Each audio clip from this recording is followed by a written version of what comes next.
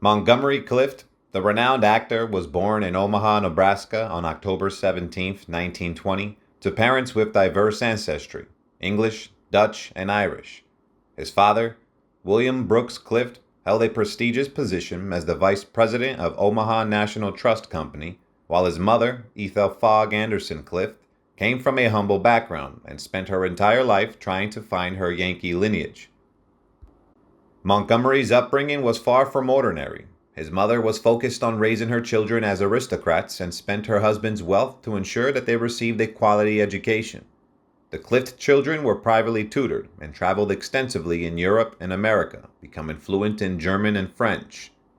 Despite their luxurious lifestyle, the Great Depression had a significant impact on their family's financial stability. Montgomery's father was financially ruined, and it affected his siblings' college education. While his brother and sister were enrolled in prestigious colleges, Montgomery decided to pursue his passion for stage acting. At just 14 years old, he began his acting career, and a year later, he landed a role on Broadway.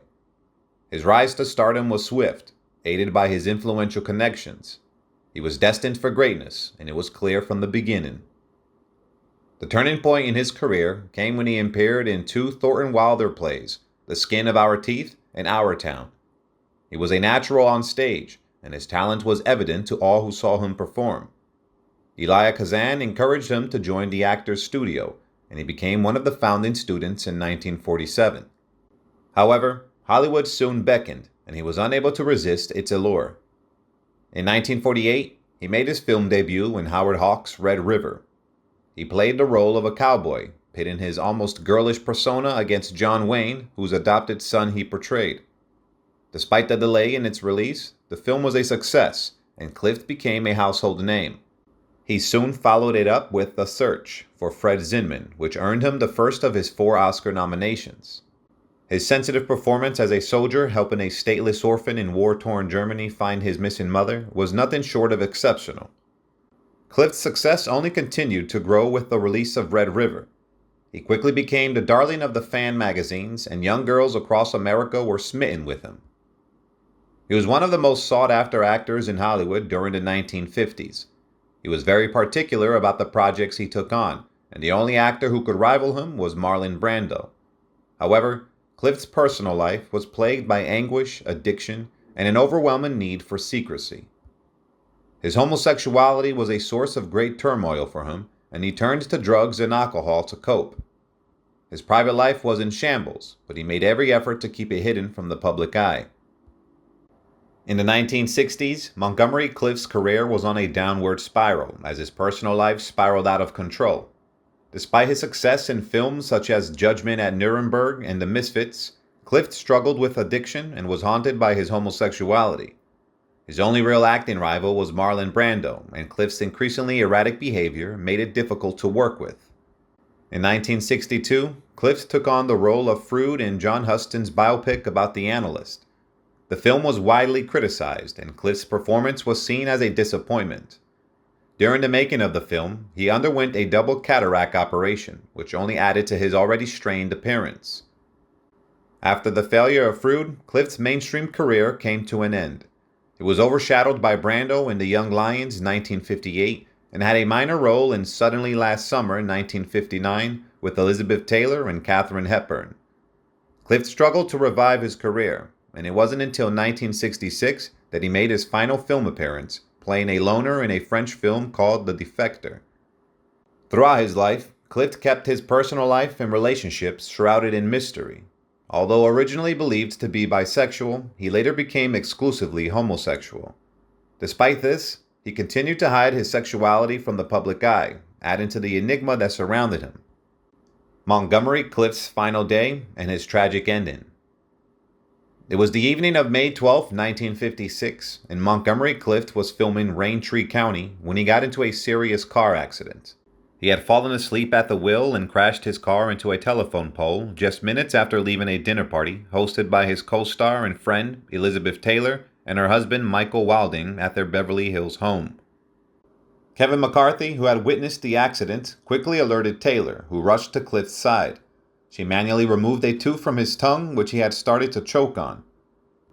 Clift suffered a broken jaw and nose, a fractured sinus, and several facial lacerations that required plastic surgery. In a later filmed interview, he described how his nose could be snapped back into place.